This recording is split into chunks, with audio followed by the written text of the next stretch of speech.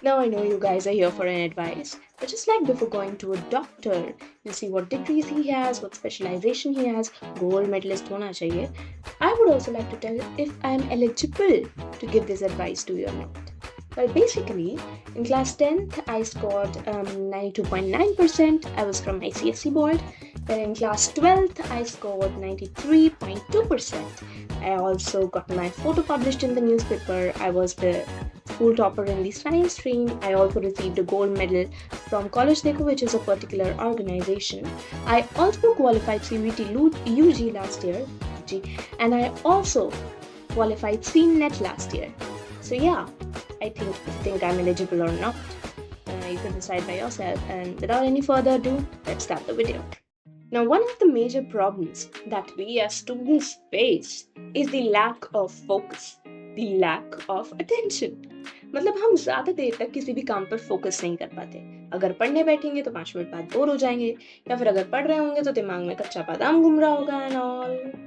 अरे बहुत बड़ी प्रॉब्लम है, आई नो. पर इससे पहले एक बात बताओ, do you know about drugs? अरे कोकेन, आई नो, सबको पता है. What if I tell you that 90% of you are actually drug addicts? What are you talking about? We don't consume that stuff. Okay, come on, stop it. Well, that's true. अच्छा एक बात बताओ, reels तो scroll करते हो ना? अगर मैं कहूँ कि दोनों चीजें सेम ही हैं, will you agree? चलो रीजन बताती हूँ. Now, what does actually cocaine does to your brain? It basically releases a neurotransmitter which is known as dopamine.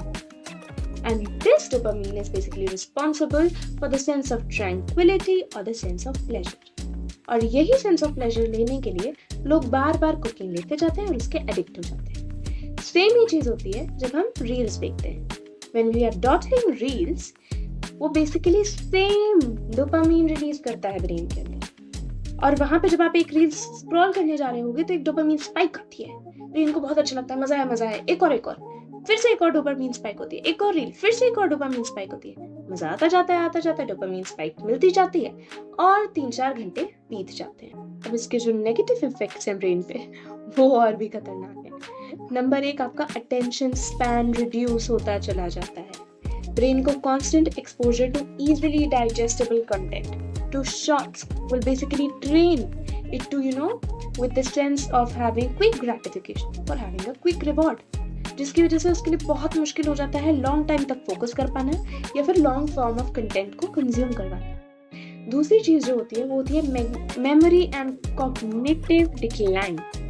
मतलब कि अगर आप बहुत एक्सेसिव स्क्रॉलिंग करोगे तो हो सकता है कि आपके ब्रेन के लिए बहुत मुश्किल हो जाए किसी चीज को याद कर पाना और याद करी हुई चीज को रिकॉल कर पाना, जो आजकल बहुत ज्यादा हो रहा है. उसके बाद कहता है कि मेंटल हेल्थ पर भी इफेक्ट पड़ता है. आप इमोशनली स्टेबल नहीं हो पाते हो, चिड़चिड़े हो जाते हो, गुस्सा आता है, कभी कभी नींद आना मुश्किल हो जाता है. ये सब एक्सेसिव स्क्रॉलिंग की रीजंस की वजह से होता है, reasons. And so here are some very practical and basic tips जो मैंने over the years अपने ऊपर अप्लाई की है और मुझे बहुत ज़्यादा इम्प्रूवमेंट देखने को मिला है. तो आई होप ये तुम्हारे लिए भी काम की होंगी and you'll also try and use them. So let's start. Now सबसे पहला तरीका इसको टैकल करने का is reduce your scrolling time. अरे यार यही तो नहीं हो रहा ना, करना चाहते हैं बट पता ही नहीं चलता कितने घंटे बीत गए स्क्रॉल करते करते. बेसिकली इसका सबसे इजी सोल्यूशन है जो मैं खुद यूज करती हूँ, is to set app timers. अगर इंस्टाग्राम पे मैं ज्यादा स्क्रॉल कर रही हूँ तो 30 मिनट डे का मैंने टाइमर लगा दिया, 30 मिनट बहुत है. और अगर मैं यूट्यूब पे ज्यादा स्क्रॉल कर रही हूँ तो मैंने यूट्यूब पे टाइमर लगा दिया. और तुम ये कहोगे कि यार सेल्फ डिसिप्लिन होता ही नहीं है, मन करता है कि 5 मिनट और देख लो तो हटा के 5 मिनट देखने लग जाता है. तो ये पासवर्ड वाले जो टाइमर्स होते हैं, काफी ऐप्स भी हैं इसके लिए, तुम उसको लगा दो और उसका जो पासवर्ड है वो अपने पेरेंट्स को दे दो या अपने किसी फ्रेंड को दे दो. मतलब अगर तुम्हें ज़रूरत की बहुत ज़्यादा ही डेस्परेटली यू नीड कुछ, या तो एजुकेशनल पर्पसेस से यू नीड इट, तो तुम उनसे मांग सकते हो, खुलवा सकते हो. और मम्मी से खुलवाने की हिम्मत तो आई डोंट थिंक ज़्यादातर लोगों में होगी. Tip number 2, stop sitting for long hours.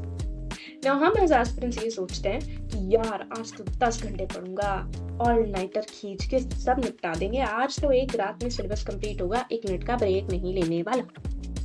गलत अप्रोच है. तुम्हारा ब्रेन मजदूर नहीं है ना, उसको भी ब्रेक चाहिए, उसको भी इंफॉर्मेशन प्रोसेस करने के लिए टाइम चाहिए। तो इसका जो सोल्यूशन है वो है पोमोडोरो टेक्निक। बहुत फेमस टेक्निक है, आई नो सबने यूज की होगी, बट यूजुअली हम फॉलो नहीं कर पाते क्योंकि हमको समझ में टाइम का अंदाजा नहीं होता, बीच में कुछ डिस्टर्बेंस आ जाएगी। तो इसके लिए मेरी फ्रेंड ने मुझे रेकमेंड किया था while I was studying this, is a particular app, जिसको ऐप नहीं, it's a channel, ADHD couple करके एक चैनल है, जिन्होंने बहुत अच्छी वीडियोस डाल रखी हैं अबाउट इसके लिए फॉर योर टेंशन स्पैन। मतलब एक सॉफ्ट लोफाई म्यूजिक चलेगा, या फिर स्मॉल बीट्स ही चलेंगी, या फिर एक ब्लरी वॉइस चलने लग जाएगी, और 25 मिनट्स का फोकस टाइम होता है, 5 मिनट्स का ब्रेक, 25 मिनट्स का फोकस टाइम, 5 मिनट्स का ब्रेक। तो ये बहुत ईजी होता है फोकस करना, क्योंकि तुम उस वीडियो के हिसाब से अपना टाइम सेट करते हो। और ब्रेक्स लेना बहुत जरूरी होता है, क्योंकि ब्रेन जो साइनैप्स फॉर्म किया है उसको प्रोसेस करके उस साइनैप्स को परमानेंट साइनैप्स में कन्वर्ट करना भी इंपॉर्टेंट है। इसलिए breaks are as important as study. तो लंबे आज तक मत पढ़ो, छोटे छोटे ब्रेक लेके पढ़ो। दिन के 3-4, अगर तुमने 4 पोमोडोरो भी ऐसे खींच दिए ना 25 मिनट्स के सेट में, दैट्स इट। बहुत ही एफिशिएंट वे है, और आई थिंक इससे तुम्हारी रिटेंटिविटी फॉर दैट इंफॉर्मेशन ज्यादा बढ़ती है। Tip number 3, take enough sleep. बहुत बड़ी गलती होती है ये। हमें ये लगता है कि हम कम सो के ज्यादा काम कर पा रहे हैं। मैंने भी बहुत बार किया है ये, कि मुझे लगता था कि हाँ मैं कम सो गई तो मैंने बहुत सारा काम कर लिया, मैंने देखो इतना सारा पढ़ लिया। बेवकूफ़ी है। अगर तुम प्रोलॉन्ग्ड टाइम तक अपनी स्लीप को सैक्रिफाइस कर रहे हो तो कहीं ना कहीं बहुत नेगेटिवली इम्पैक्ट करेगा। कभी कभी तो it is also responsible for neurodegenerative disease, मतलब ब्रेन ईटिंग जिसको हम कहते हैं। और इससे क्या हो सकता है? Memory loss, dam. उसके बाद डिसीजन मेकिंग में प्रॉब्लम हो सकती है। ब्रेन फॉगिंग, जैसे वो नहीं होता है कि हमको लगता है कि यार इसका आंसर ये था, या इसका आंसर वो था, या उसका आंसर ये, नहीं इसका ये था। वो इसीलिए होता है क्योंकि ब्रेन को इनफ स्लीप नहीं मिली है, इनफ रेस्ट नहीं मिला है अपने थॉट्स को अलाइन करने के लिए। तो वो सबको इंटरमिंगल कर देता है, क्योंकि हम नींद ही पूरी दिन लेते हैं। तो इसलिए एज अ स्टूडेंट कुछ भी हो जाए, हाँ थोड़ा बहुत काम बच गया कोई बात नहीं, नींद पर सैक्रिफाइस मत करो। 6 से 7 घंटे की नींद मिनिमम से मिनिमम हमारे लिए बहुत जरूरी है पूरी स्लीप साइकिल को कंप्लीट करने के लिए। तो प्लीज टेक इनफ स्लीप। तो these were my top 3 tips. बहुत ही फिल्टर्ड थी हैं, मैं इसको यूज करती हूँ और ये इंस्पायर्ड भी हैं जो मिस्टेक्स मैंने की थी। मैंने अभी सिर्फ एक टॉपिक को कवर किया है because I thought this was something to be discussed in detail. And if you want more videos, if you want more tips like that, just comment below and I'll be back again with some very cool, very nice and very practical tips जो मैंने अब तक use की हैं अपनी life में और काफी बच्चों से सीखा है या अपने टीचर्स से सीखा है। So, thanks for watching. See you again. Bye.